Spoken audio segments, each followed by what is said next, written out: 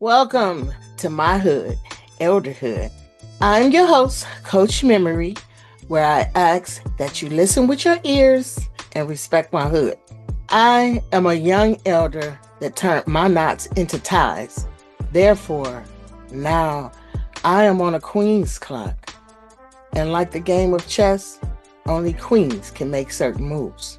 My time is now to have thought provoking conversations that will connect the elders to millennials in order to strengthen the Black family.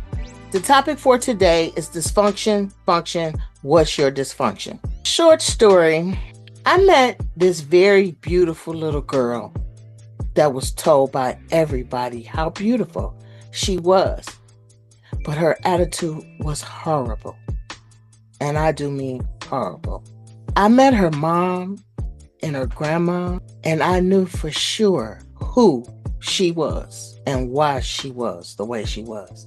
Because believe it or not, who you really are will show up and walk in the room with you. She was them. But what she didn't understand and realize, because they probably didn't understand and realize either, was beauty fades, but dumb is forever. Beauty fades, but attitude only get worse.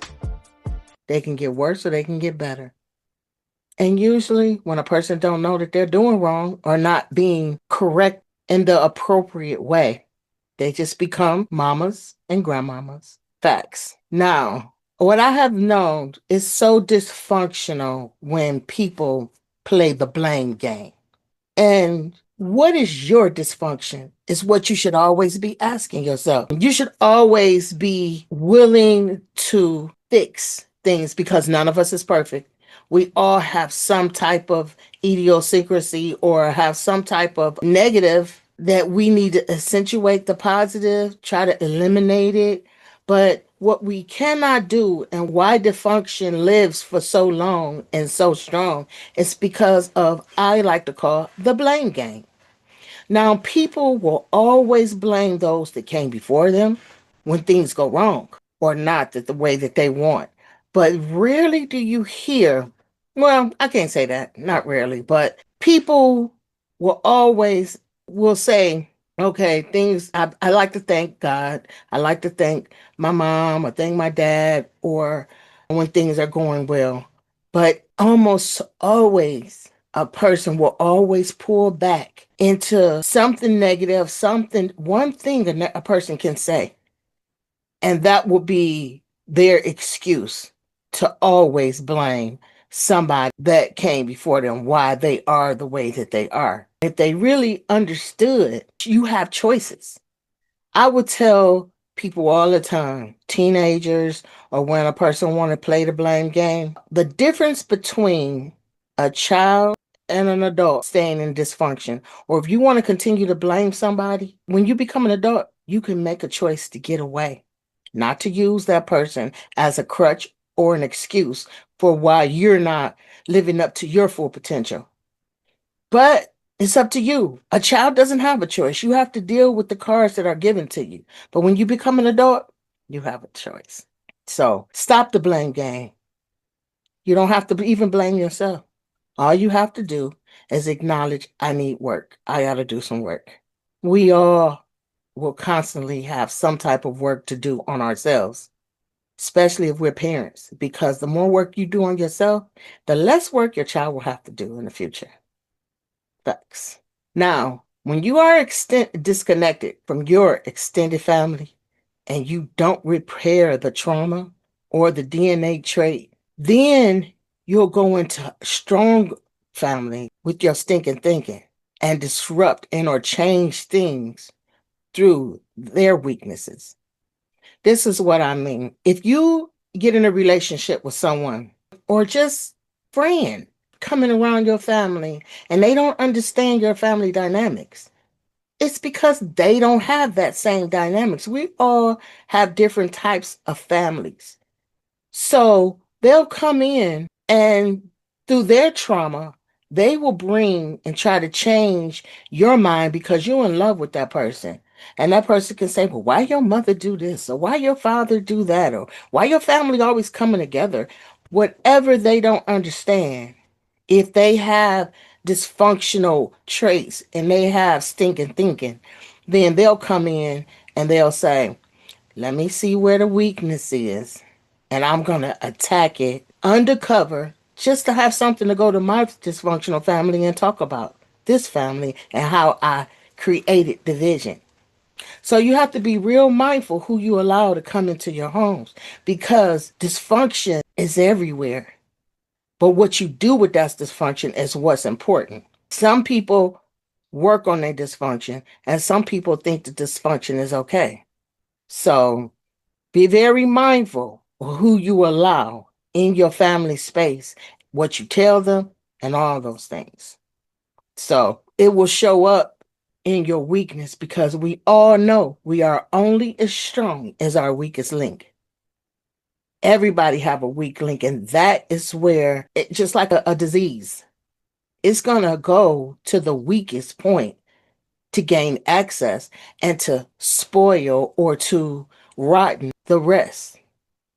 You heard the saying, one apple don't spoil the whole bunch.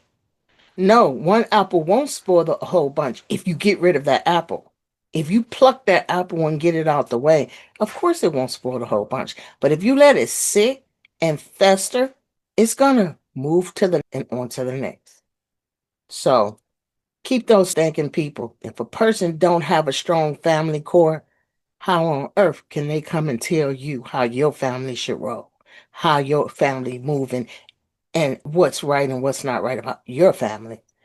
Don't let people get in your head because you in that oof moment. When you feeling you in that love stage, that getting to know one another stage where you want to believe that your choice is the best choice until it's not the best choice. So don't let nobody come in and infiltrate your family like that. Moving on.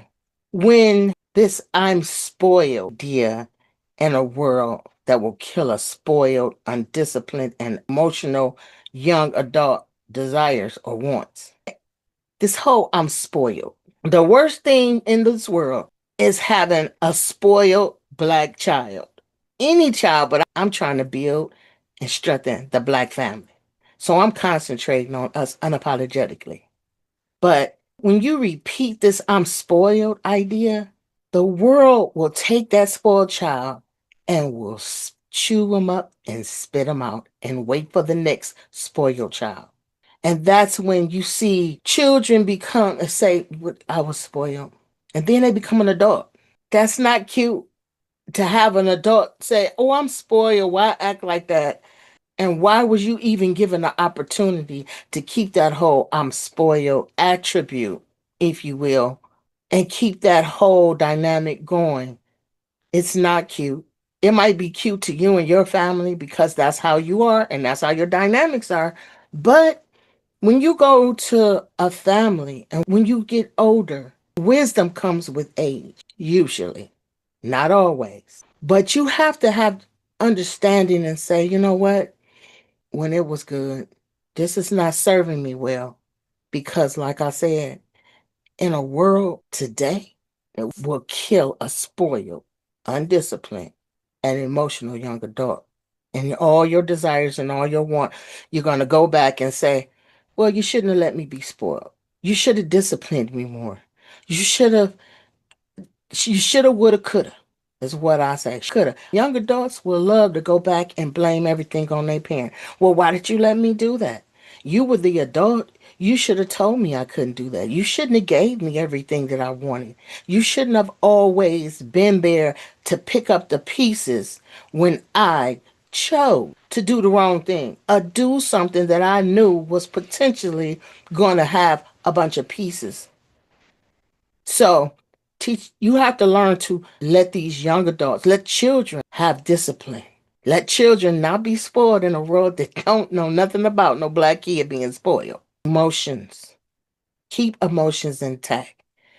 It's not easy being a parent, but when you choose to have a child and you choose to be a parent, you're a responsibility to do right by them because you would rather raise a child instead of raising a grown up. And it's not anybody's job to raise somebody else's child. Everybody has a parent, a father, and a mother. So if you want the job of raising somebody else's child, then so be it. That's what you do. But know what that looks like and what that is going to entail, because you don't know to what extent the whole I'm spoiled. Because everybody can see I'm spoiled in a different light. So be mindful of that. Those desires, those needs look different to different people and different levels of spoil, because there's all kind of levels of spoil. You have, and keeping with this whole I'm spoiled and this whole thing with that, it's like vampires. When people usually are spoiled, when they come in, let them come into your families and suck the life. That's why I call them vampires. They suck the life out of a person who knows how to empathize with grown baby victims. And that's what spoiled becomes. You become a victim when you become an adult, and you see that everybody's not going to let you be spoiled like your family lets you become spoiled.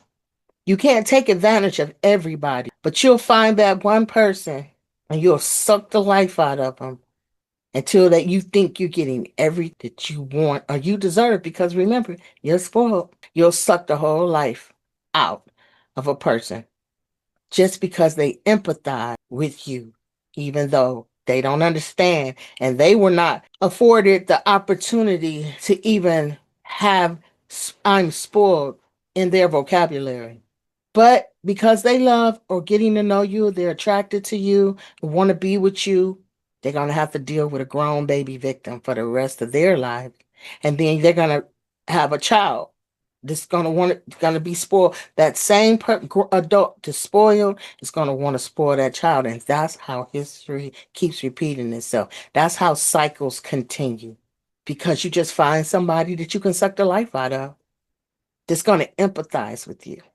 Now, trust me when I say children lose respect when you overshare. This is all dysfunction. We're dealing with dysfunction today. We're talking about dysfunction because what's your dysfunction?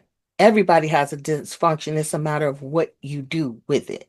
So, a child will lose respect when you overshare, undershare, or try to be their friend. How do you overshare, you say? You overshare by telling too much adult information that a child cannot comprehend. No matter how much you think a child understands or what you think that they know or don't know or they can handle. That I am a stickler on age appropriate everything. And that has been not a good friend to me when I was raising my children. Either I was too strict or it was always something that a person was willing to point their finger at what I was trying to do, when honestly I was trying to be the best parent that I could be with boys. Growing up in a house with nothing but girls, I became for a while a single mom of two young princes. And it was not easy to not overshare or tell them things that you thought might make them understand why mom don't have someone in the house with her, or why mommy might cry or might feel sad sometimes. It's been a many a days, so I would not overshare. That I wait till them babies went to sleep and I would get in that tub and I would cry that stuff away, and I would always remember, weeping may endure, but joy cometh in the morning. And I was always thankful to this day. I am thankful that I did not overshare. I don't think I overshared. Now, one of them come to me and say, you shared too much. All I can do is apologize. And anytime I made a mistake, which was plenty, I always try to not let it repeat itself. If I made a mistake, I didn't try to make the same mistake twice. Just like with my sons being 5 years apart, one can do things that the other one can't. You can never let children make up the rules. You have to be a stickler. You have to say what you mean and mean what you say, even if you don't want, if you want to be lenient. It will not suit them well as they get older. They will always remind you of your leniency. Now, undersharing. When you don't explain to them that they are loved not just by you, they are loved by other people. They might not be in the picture, but the way that I undershared, I didn't say nothing bad that was going to look bad on me. I just left it alone. It's things that I did that I said, I'm not going to share this. And I probably should have in hindsight, but we're not brought here with a book. But we are brought here with guidance and with people that you have to connect yourself with, and elders that can guide you and can help you with these things. Now, trying to be your child's friend. At what point in life do you want to be your child's friend? When they're growing, you only get one mother and you only get one father. The best job that I ever had was being a mom. So I've never tried to be my children's friend. Now that they are adults, I like them and they like me. But I like them as their mom. I don't ever, they have enough friends. I don't need to ever be their friend per se for the sake of being too friendly, for lack of a better way of putting it. But I'm their mother and we have a good time with one another. We can laugh, we can talk, but that friend zone, people take friendship too lightly. You could be friendly with your children without being their friend and telling them. It's like, to me, when I see parents a lot tell their children everything they want to hear. Because when they go into that friend zone, they go and they talk and they can express themselves, and there's nothing wrong with that. But if you are a parent that turns into a friend and then your child only wants you to agree with them, usually what friends do, until if you have a true friend, they're going to say, no, sis, that ain't right. No, bro, that's not right. You should be able to be completely honest.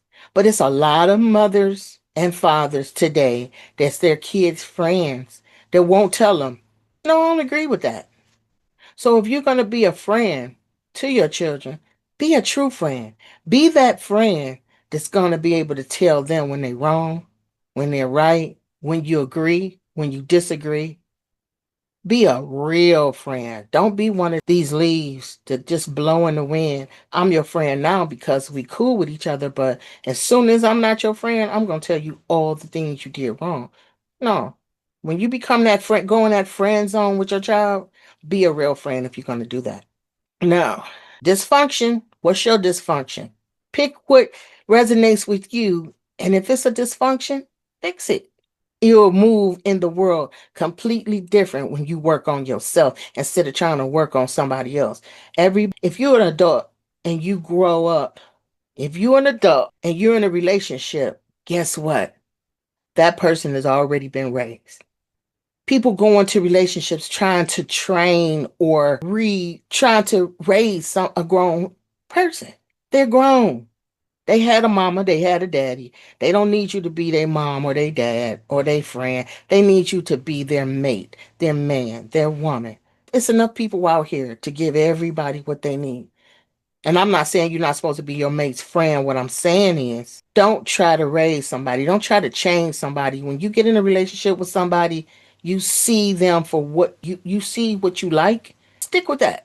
Grow off of that, not off your potential to change who that person is, because eventually everybody wakes up. Everybody has to come out of that bedroom.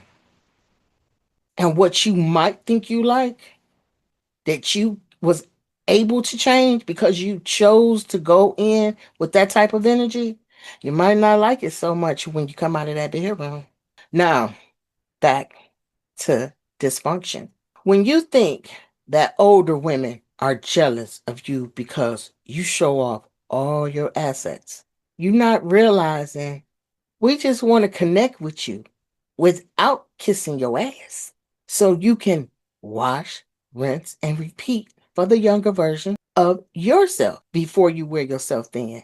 People many times will say, oh, these older women, they just jealous, they that. No, we want to connect with you and tell you what you need to know before you get there.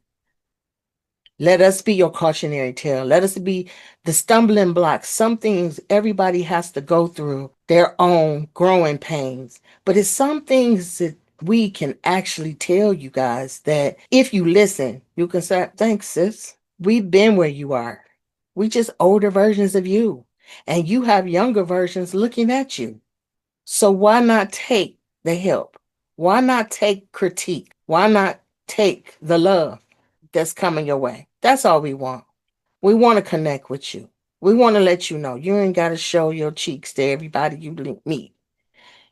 It's just some things that you do. Each generation does something that they can be not reprimanded, more can be corrected, can be guided so they don't make the mistakes that the generation before made, or they can change some of those things. Don't wear yourself thin. Don't put too much thought in older women because, of course, you can find all those things if you looking too hard.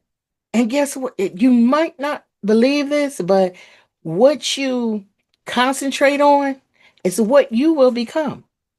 It is too many people that I have seen that said, oh, that be just jealous. Oh, she that. I look better than her. And will turn around and become just that as they get older.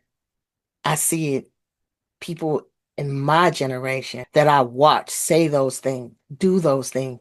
And I look at them now and they are the carbon copy of what they thought somebody else was. They might have been that, but they concentrated on it so much that they actually became that person. It happens. I've seen it too many times. Stop protecting the predators of the family and start treating people how you want to be treated. And surround yourself around people that protect you, whether you're in the room or not. For people that light up when you walk in the room instead of stopping the conversation because you were the topic.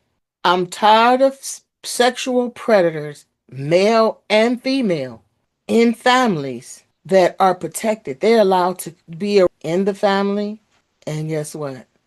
The person that was treated or was the person that was accosted, for lack of a better word, in the family, that's not a good look. So that's dysfunction. Stop protecting the predators of the family. Treat people how you want to be treated. Stop having conversation and talking about people's business and start trying to help them instead of talking about them. And then when you come into the room, you just zip up. People are not stupid. They know when they're being talked about. And you better believe somebody sitting there that's talking with you, they're going to carry that bone and going to tell the person everything you said and they're going to add a little. So all you have to do is just stop. It is dysfunction. Just like dysfunction, it's dysfunctional when you give new people in your life enough of your family business that when they leave your family is their topic of conversation. This is the past. You can't take it back. But when a person comes into your family and they're getting to know you and getting to know your family, they're getting to know you and they're getting to know your family, what happens? Oh, when a cousin come in, oh, that one was on drugs. Oh, that one hit all of these lies. Or even if they're the truth, that's the past. A new person coming into your family should not sit there and get filled up on the past history. They're not even there. They might just be there for a season. You're going to actually let people come into your life and tell them stuff, and then you end up telling all your family history, and then you find out you don't like them, you don't like nothing about them, they told you nothing about their family, and then they walk off with all your family history. The past is the past. You cannot take it back. All honesty, I, after being in a relationship for so many years, I had to start telling my mate, I had to start explaining to him about family dynamics and things that were going on that I never discussed with him.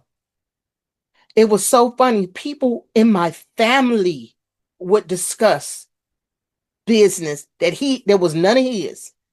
So when he would come back and say, "Oh yeah, why you ain't never tell me that this happened in your family or that was going on in your family?" I would have to say, "Wait a minute, let me tell you the real story." Because if you have been privy to somebody telling you the business, I'm going to make sure you know the truth. And that's anybody. If somebody come to me and say, "Oh yeah, I heard that this happened and this was going on," whoever told you, they told you a lie. I'm going to tell you the truth. Now you decide which story you want to tell.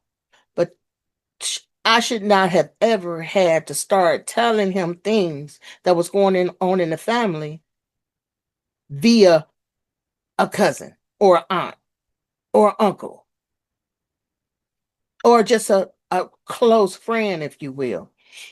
So be mindful of what you're telling people about your family. It's more important than you think. Okay.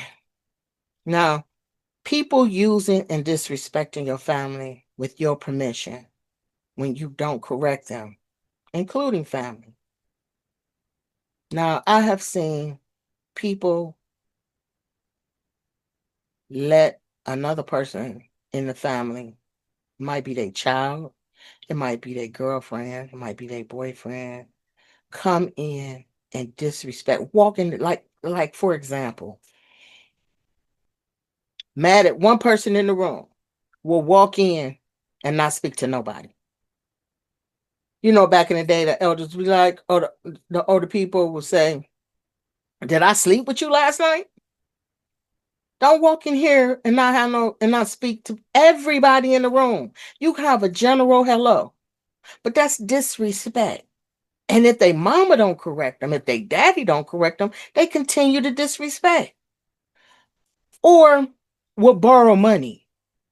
How do you borrow money from your auntie or your uncle or your cousin and then say, "Oh, I'm not going to pay you back because I'm mad at you right now." And then you don't get corrected.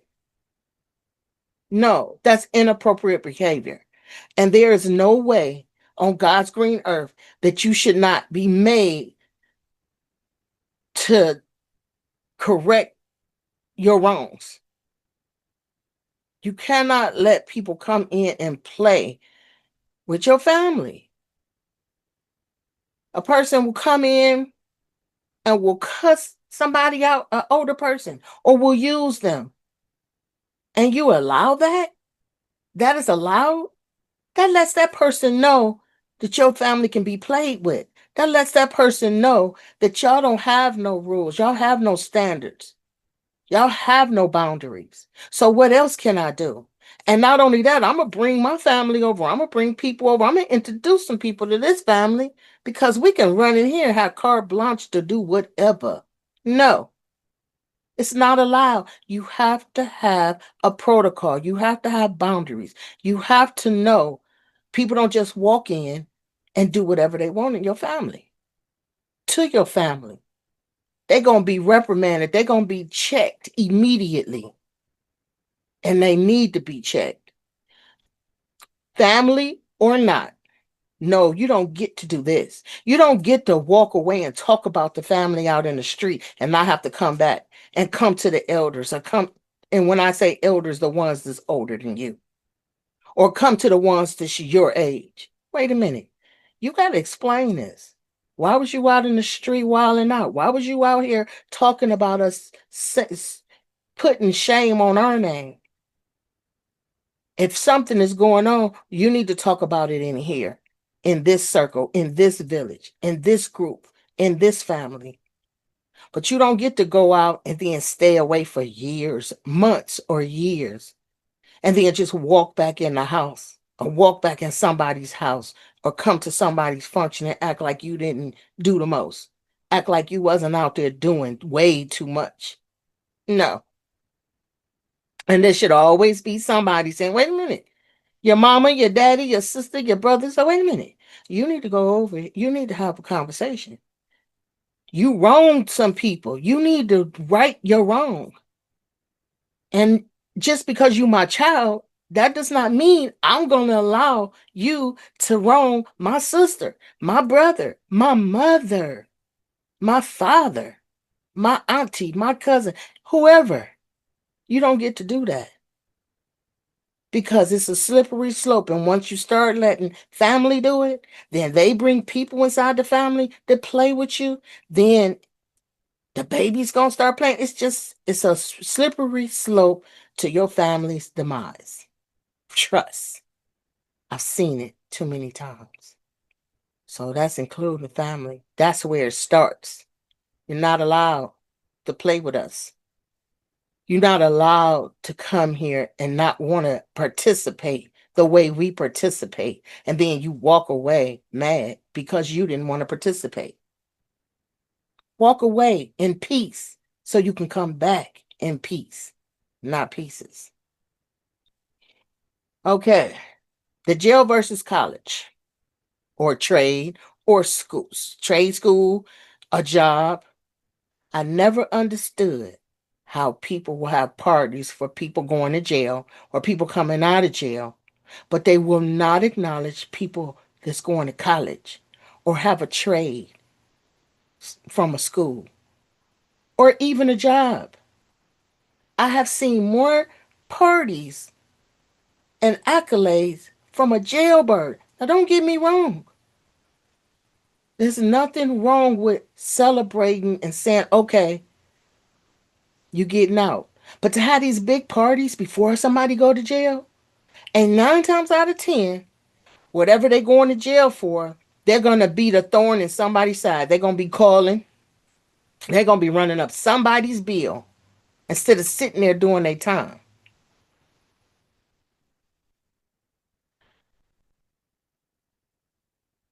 But somebody go to college, what? Oh, they think they better. Somebody get out of college and actually excel.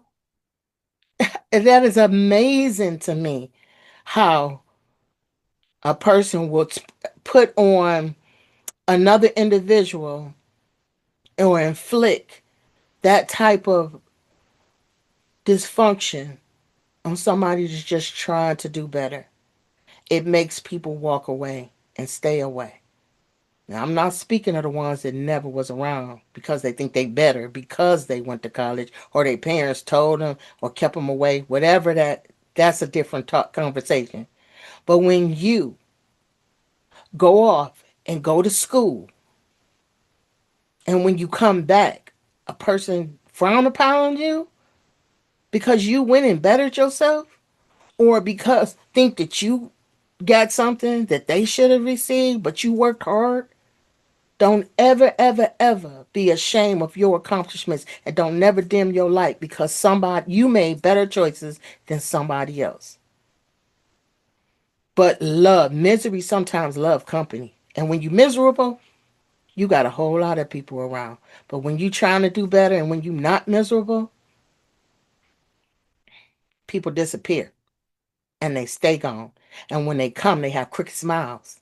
When they come back around, you see a whole bunch of crooked smiles. That's dysfunction. That's big time dysfunction. I just never understood the whole jail versus college thing and how people have all of these parties for people coming out of jail for something they did. They did something wrong. Not always. It's a far few that didn't deserve to be in jail, but it's still those that don't deserve. But when they come out of jail and they expect you to do things for them, I'm talking about those dysfunctional jailbirds. Those that think they want to suck the life, but when they were out, they ain't have pretty much nothing to do with you. But they want you to feel their pain. And that's okay. Like I said, I'll write anybody. But I'm not gonna congratulate you. Did you take something from? Was you a thorn in our family in our neighborhood? Did you take from people that look like you? Did you murder somebody? It depends. Everything should be, but school and college and trade schools that should never depend. Job, you doing better for yourself. And a person will say, "Oh, when I get up, we all gonna get up." Most people don't want nothing from anybody. They want you to do for yourself. That's it.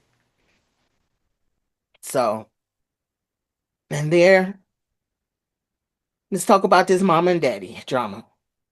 Now, when you have mom and daddy drama, I'm going to be real quick with this part because mom and daddy drama only leads to sad children.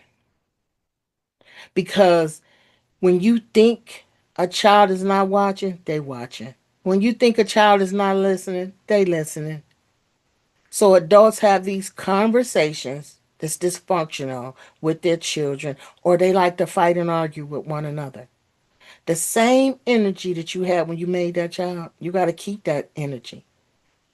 And the best thing for you to do, if you don't have nothing nice to say, zip it.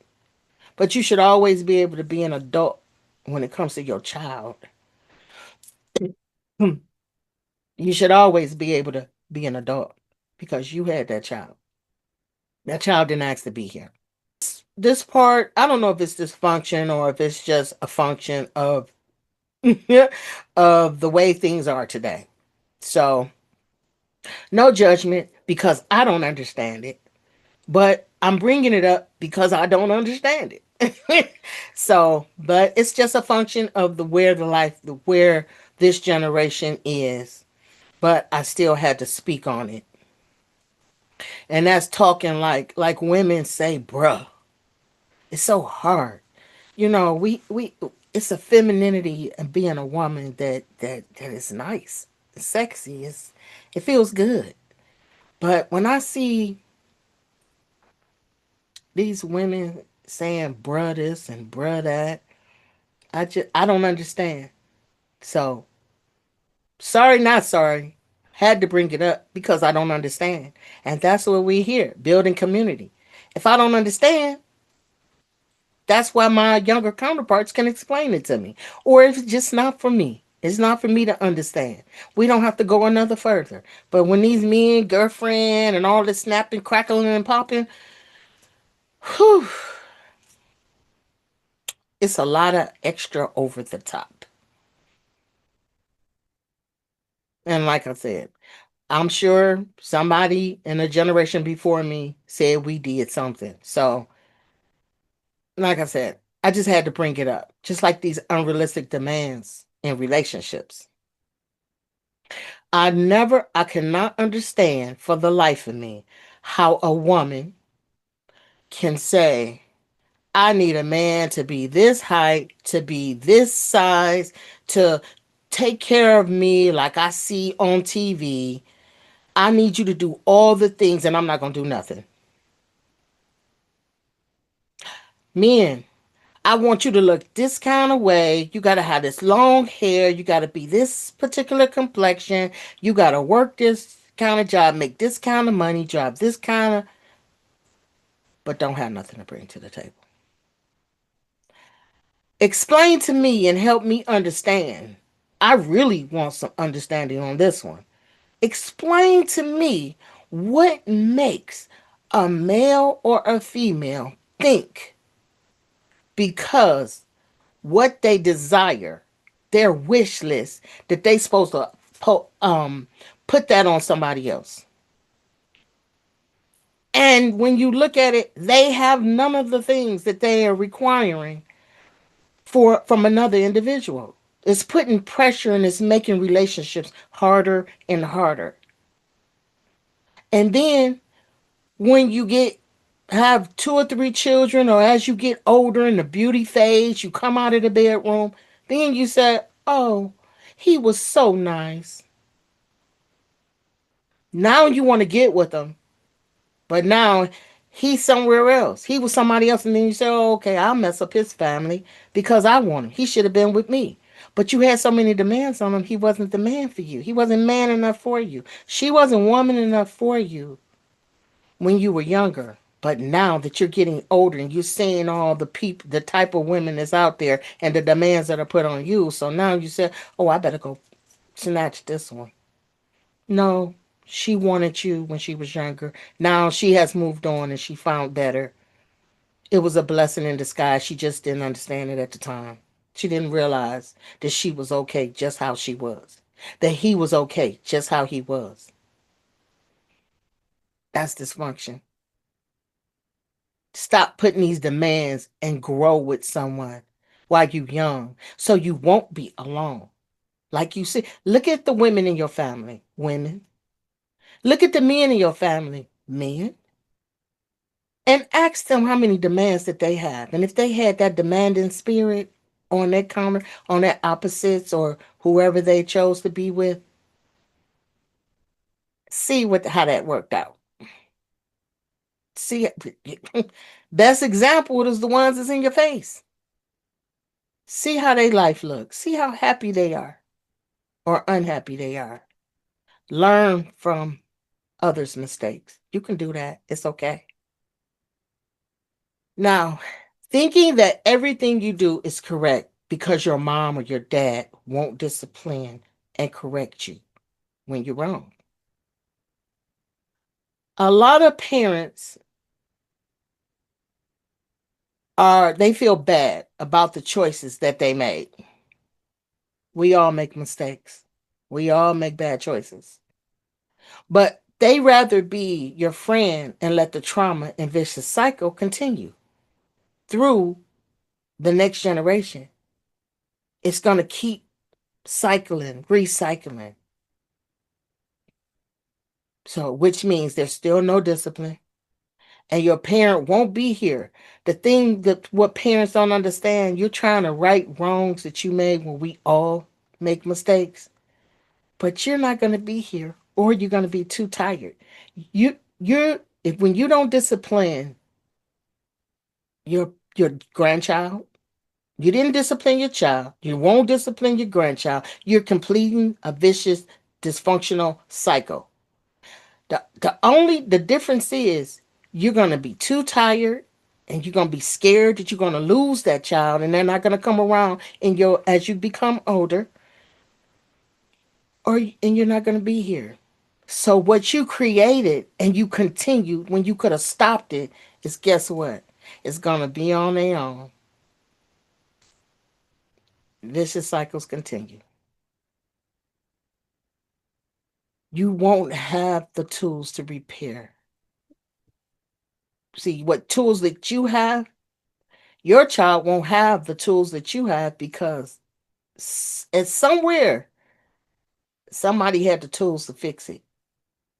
But if you don't teach and then they have children, they don't teach, that's how vicious cycles. They won't even have the tools. Now, this whole women disrespecting, when you talk about women disrespecting, we still, this is all dysfunction. Women disrespect other women in the family. Misery, I say looking for company.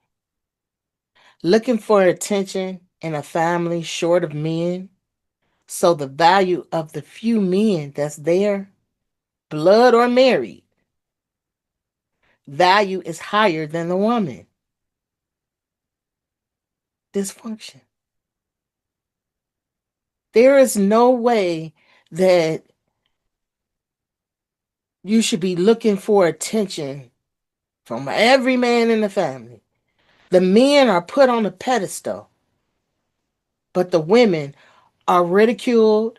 They are every little thing that they do, pounce on it. So, like I said, the value of the few men is higher than the woman.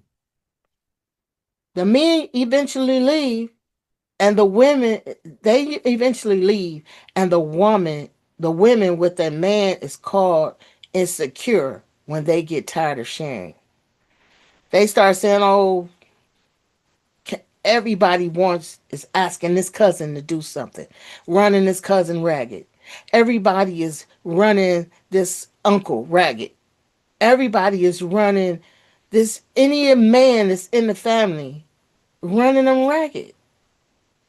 And then the woman that has this man is sharing her man, and that gets tired. I don't care what nobody say. If you in a relationship, if you in a family, and it's a bunch of women, and it's your man, and everybody calling your man, it's cool. But then they friends want to call you man, and it just keep going on and on and on. Nobody ever said, "Well, wait a minute, we got to get some more men in this family. We got to start being more wiser with our choices so they stay." Because I wouldn't want to share my man all the time, but they say, "Oh, that woman, she insecure," because they tired of every time they turn around, all of these women want a piece of her man. What's left for her? So it's not insecurity. Don't call it insecurity. It's tired. Everybody got to chip in here. Everybody have to stop thinking whatever they want and whatever they think is appropriate. No, you have start making better choices with the relationships, and you won't think that the woman is insecure or when she's just tired. A dysfunction to be loud, ignorant, overly aggressive is the new normal. Trying to be what is depicted on social media and television is sickening. There is no such thing as age appropriateness anymore because the TV is the new babysitters. Elders are being silenced until they die, and they leave here a full vessel. But here comes the t-shirts and the buttons and the tattoos and on and on and on. For someone you silence. Stop doing that. It's like it's that's dysfunctional.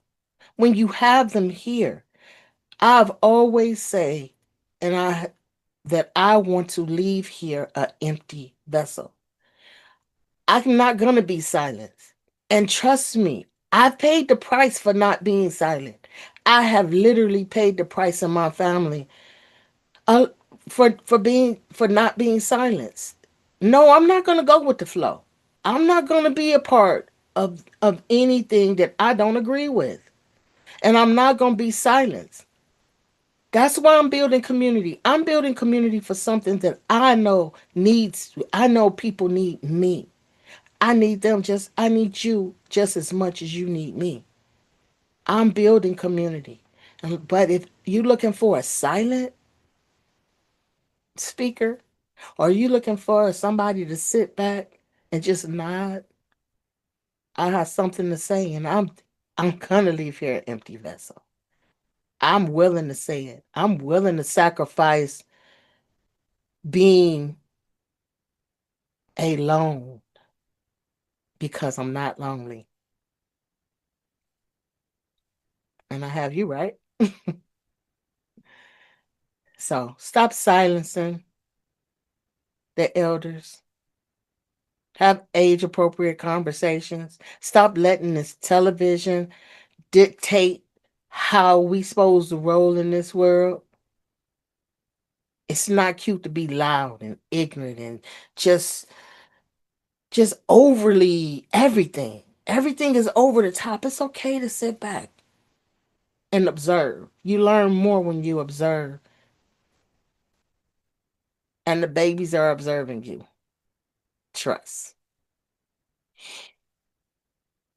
Okay. Now, there's nothing wrong with changing your appearance for something different.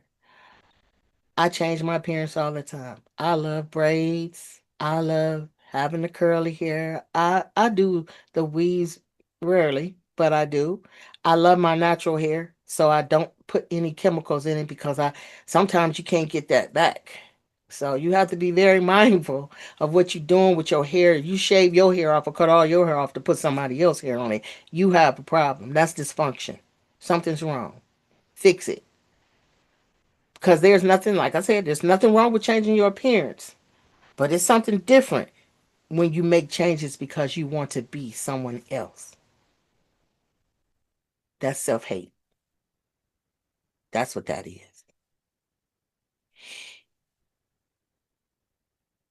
Love who you are.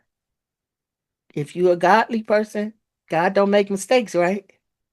Love who you are. And when you put on that other dude, put on that hair, or put on whatever enhancement you might want to, you're not trying to put on a lighter makeup because you think that your skin is inferior. You're not putting on some straight hair because you think your coily hair is wrong. You're not changing your eye color because you think brown and black eyes are bad. Hazel eyes are wrong. No, you're doing it because you want to see something different. You want to do something different. I do. I'm in my hat season. I'm in my scarf season. I'll go to my braid season. I go to just my regular short. I will cut some hair off in a minute because I know it's gonna grow back. Because if I take care of it. So no self hate. We don't have time for that. We trying to heal so we can build. And that's it. On to segment. What is it? Don't shoot the messenger, change the message. Now, don't shoot the messenger. Change this message of keep chasing the bag. You keep chasing the bag, and you will kill the men and end up with an estrogen filled family sitting on social media lonely and alone. It's okay to be alone, but that lonely. All right. Till next time, I leave you on the black hand side with positive energy, peace, and black pride. I want my knots and my ties to know that you are never alone. And if you don't have a connection to family, you do now. I am here to build community. You can book a one on one discovery call with me, Coach Memory, and we can discuss what the next steps look like for you. You can also find me all social platforms at Respect My Elderhood. I have a Facebook business page, The Family Legacy Coach, where the work is done. You know and love and be yourself. Know, love, and be thyself. And a private Facebook page, A Queen's Clock. Now, this is where the queens know, love, and be thyself. And we get there so we can become stronger and better queens for our, not only our prince and princesses, but for our king. So let's heal so we can build. Till next time.